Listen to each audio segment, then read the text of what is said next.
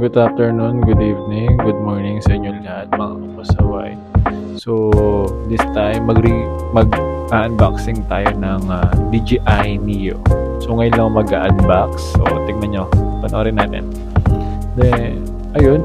So, nandito na nga tayo sa DJI Neo natin. Kakabili ko lang po neto. So, maliit lang po itong DJI Neo na to. Right, binilisan ko lang ng konti yung video kasi baka sobrang haba, nakakatamad panoorin. So ito yung laman ng box po natin, isang maliit na DJI, sila lang siya ng kamay ko. Alright, next box po tayo. Nandito tayo sa manual.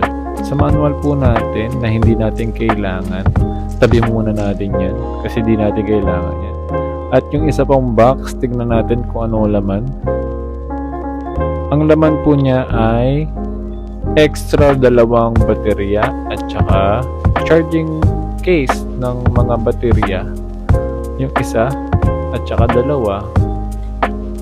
Ay yung extra, baka nakikita niya meron siyang isang empty. Yung isang empty po ay nandoon na po sa loob ng drone.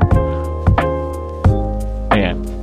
Ipipindutin nyo lang yung pinindot ko sa may bandang kaliwa and then pusa na po siyang aangat.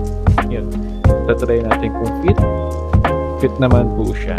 Next na nasa loob ng box, yung QR code ng app para ma-install natin sa cellphone natin o mga devices natin. And next plastic po tayo. Next plastic natin ay nagkakaalaman natin ng stickers. Ayan, stickers po yung laman ng ating extra plastic. So, sa may sa stickers, bili po kayo ng DJI Neo para maraming stickers. And then, next sa loob ng box po natin, tanggalin natin ang konti. Yan. So, may screw po kayo tayo maliit pang tanggal ng propeller. And charging port na Type-C na rin siya. Kung nakikita nyo, Type-C na rin siya. Tsaka extra propeller. Extra propeller, 2 po yan. Hindi ko lang na-videoan. Makikita nyo sa may bandang ulit. So far, ito po laman ng ating DJI Neo. Isang drone, maliit na drone.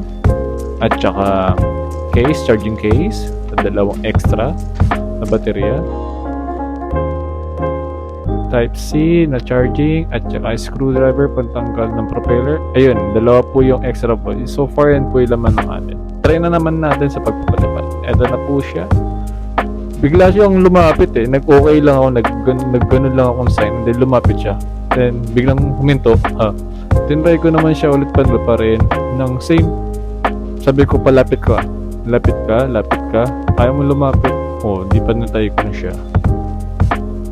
So ito, reviews naman tayo ulit sa camera niya. Sa camera naman niya, wala pong problema. Napakalinaw po niya. Para mas malinaw pa siya sa cellphone ko. Ayan, kung nakikita nyo. Yun lang po guys, sana natuwa kayo sa pag-reviews ko. Ngayon lang ako nag-reviews, kaya hindi ko alam kung tama yung exam ko. Ayan guys.